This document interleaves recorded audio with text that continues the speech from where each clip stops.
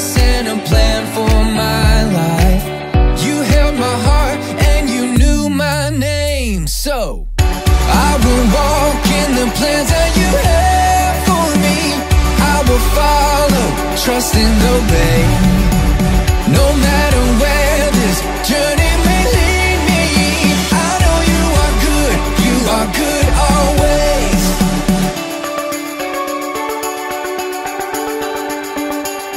From highest mountains to the deepest oceans, you have created everything we see. And still you made me unlike any other. Nothing compares to your love for me, no. I will walk in the plans that you have for me. I will follow, trust and obey. No matter where this journey may lead me, I know you are good always. Fearfully and wonderfully created, we're all masterpieces to show the world the love of God. Fearfully and wonderfully created, we're all masterpieces to show the world the love of God. Fearfully and wonderfully created, we're all masterpieces to show the world the love of God. I will walk in the plans that you have for me. I will follow, trust and obey. I will walk in the plans that you have for me. I will follow, trust and obey. No matter where this journey may lead me, I know you are good always. I will walk in the plans that you have for me. I will follow, trust and obey. No matter where this journey may lead me, I know you are good always. I know you are good always. I know you are good always.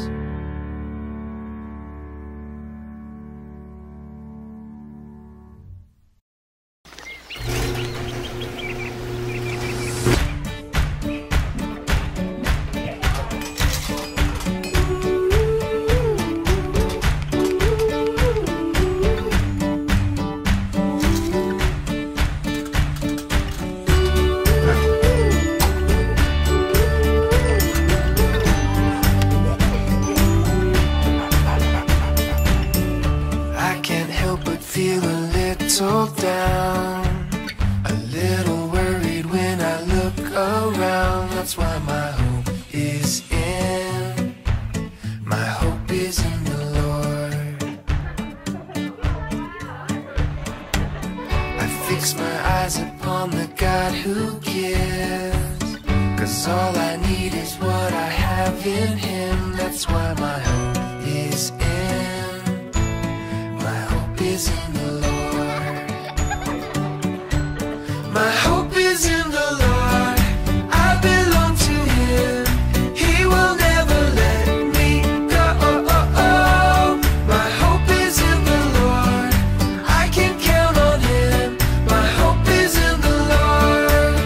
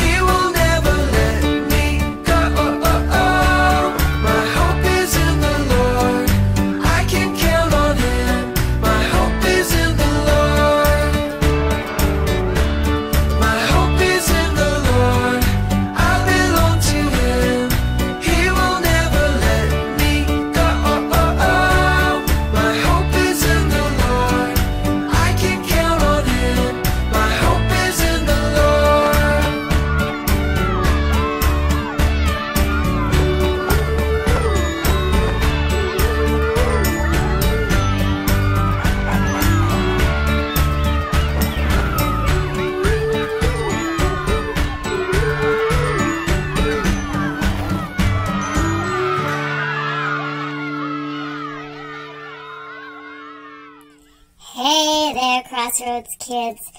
I sure hope you're enjoying these dog days of summer. I know I sure am. But then again, I am a dog. Let's get to the big idea. Our big idea for this week is following Jesus will turn out greater than you can imagine. Wow, that's awesome. Hope your memory verse is coming along. Couple more weeks to work on it. Let's do that together now. Have a good day.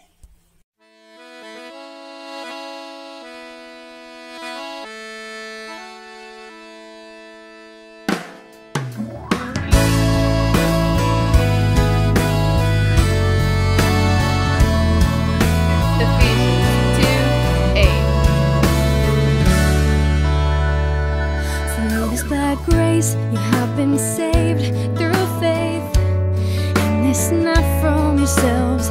It is the gift of God. It is the gift of God. For it is by grace you have been saved through faith, and this not from yourselves. It is the gift of God. It is the gift of God.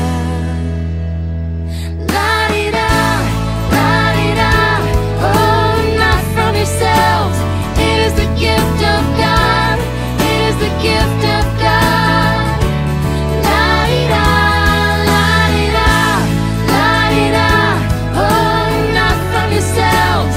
It is the gift of God. It is the gift of God. La-di-da. For it is by grace you have been saved through faith, and it's not from yourselves. It is the gift of God. It is the gift of God. For it is by grace you have been saved through faith, and it's not from yourselves. It is the gift of God. It is the gift of God. La-di-da, la-di-da. Oh, not from yourselves. It is the gift of God. It is the gift of God.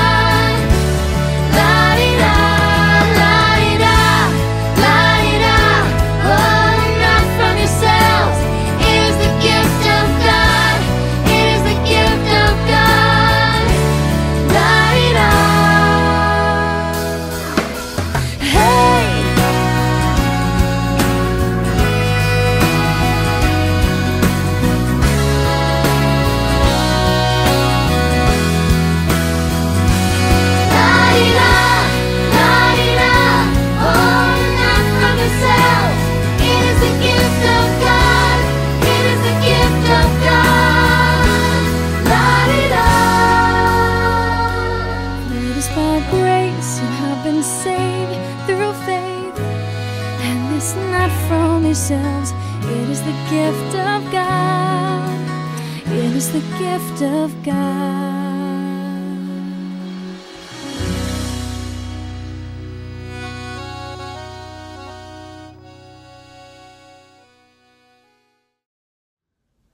Hey, Crossroads kids!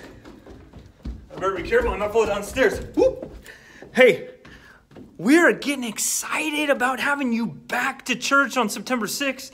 I know some of you are probably still going to follow us online, and we'll still be doing that. But I want to say we are just really looking forward to it.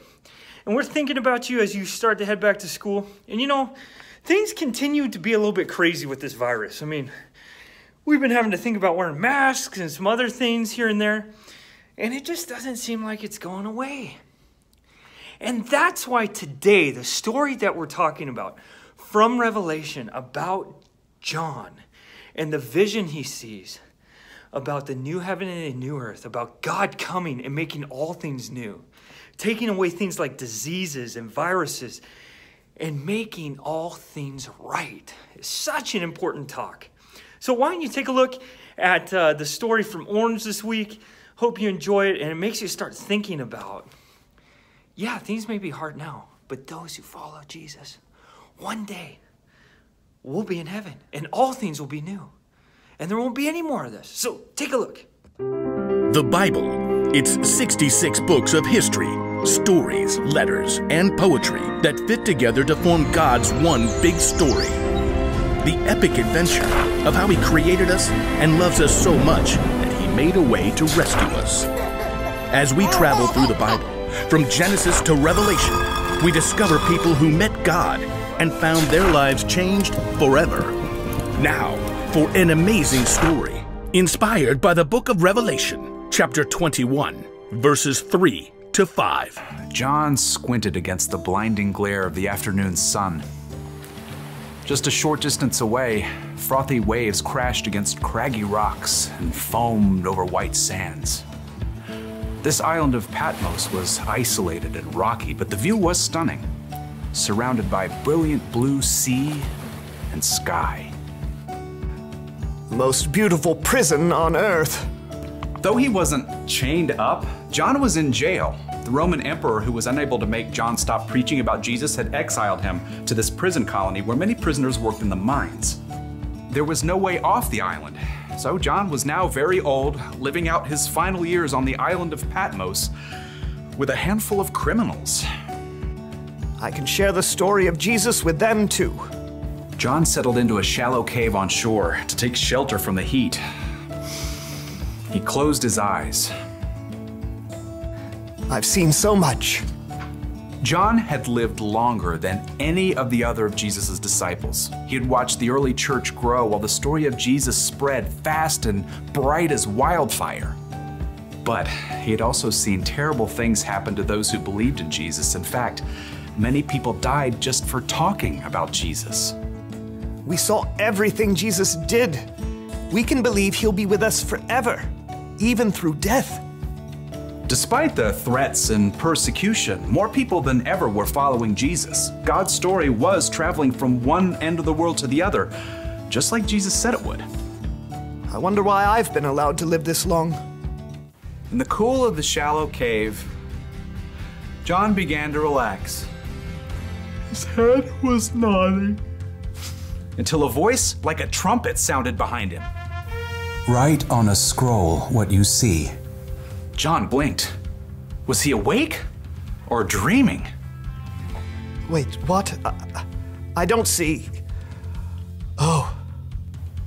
Turning, John saw Jesus himself, his eyes blazing with intensity. Do not be afraid. I was dead, but look, I am alive forever and ever. Write about what is happening now and what will happen later. John's mind worked quickly, trying to grasp what was happening. It appeared that God was trying to show him a picture of things that would happen in the future, and he wanted John to write them down and show them to others so that they could believe too. Yes, Lord. Do you mind if I grab a scroll? Oh, and a quill. I don't want to forget anything. John watched, amazed, as God showed him many things that were coming. Some were wonderful. Some were terrible. Some were mysterious. After the vision ended, John began a letter to several of the new churches. I, John, am writing this. I am a friend who suffers like you. As members of Jesus' royal family, we can put up with anything that happens to us. John explained every strange and amazing thing he had seen. Some of it made him tremble. Others wouldn't make sense until the right time had come. But the last part of his vision... That's the very best part. I can't wait to write all about it. God had shown John how the whole story will turn out for everyone who believes in Jesus. Carefully, he recalled all the incredible things he'd seen. How am I going to do this? I mean, there's no way that words can capture it. But I have to try. It's just a picture. Until they get to see for themselves how real and breathtaking it will be. I saw a new heaven and a new earth. John remembered the words that Jesus had spoken while he was on earth, right before his death and return to life. There are many rooms in my Father's house. I am going there to prepare a place for you. If I go and do that, I will come back, and I will take you to be with me. then you will also be where I am. That's what I saw. It's the special place Jesus is making for each one of us. A place where we will never be apart from God. John recalled the next scene from his vision. He saw a great white throne. I heard a loud voice from the throne. It said, "Now God makes his home with people. He will wipe away every tear from their eyes. There will be no more death or sadness. There will be no more crying or pain." John paused as he stared in wonder at what he had just written down. All of these terrible things we've seen. People sick and hurt, being mocked and put in jail. All of it will be made right. Something else stood out to John. Light. There was so much light. The city does not need the sun or moon to shine on it. God's glory is its light, and the Lamb, Jesus, is its lamp. Its gates will never be shut because there will be no night there. The place John had seen wasn't just filled with light. It was beautiful too. Then the angel showed me the river of the water of life. It was as clear as crystal. It flowed from the throne of God and of the Lamb. It flowed down the middle of the city's main street. On each side of the river stood the tree of life. Its fruit was ripe every month. The leaves of the tree bring healing to the nations. Once again, John lifted his pen from the page. It just seemed impossible to share the real glory of what he had seen with tiny black marks on a scroll. He tried again. God's servants will serve him. They will see his face. John felt himself grinning. He could say one thing for sure, no one would be bored. He and every other person who believes in God would finally be able to live out what they were created to do, fully and completely, with no sin or frustration or weariness to get in the way. May the grace of the Lord Jesus be with God's people. Amen. Now, John didn't know exactly when the things God had shown him would take place, and neither do we. But from what we've seen and heard, we know one thing for certain. In the end, God will make everything right for those who trust in him.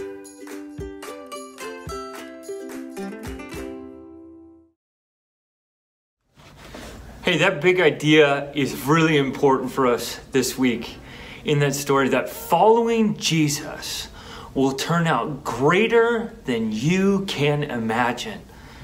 Why do we say that? Well, partly because maybe things are maybe a little bit hard on this earth, and maybe things are maybe a little bit hard in our lives. But one day, things are going to be greater than we can imagine. The God who created everything around us, the beauty in creation, animals, everything you see that you love and enjoy, he's the one who is preparing heaven for us. And one day he's going to make all things new. And so this week, as you think about that, I wonder if you ask yourself the question, hey, am I a follower of Jesus? One day will he make things all new for me?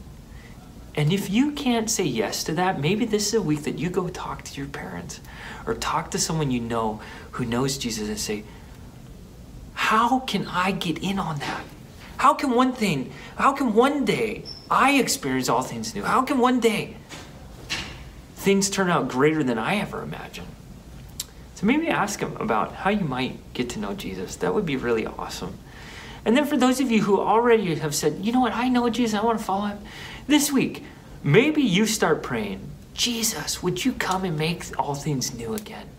Would you continue doing that work of making things new? And maybe you start praying about the virus, that God would bring it to an end, and that he would heal it, and that he'd heal those who are really struggling in it. Anyhow, Crossroads Kids, we miss you. We like you a lot. We'd love to hear from you. If you want to send us a video, just say hi, that'd be cool. But really, we're looking forward to having you back on September 6th. So hope you have a great Sunday. Okay, later.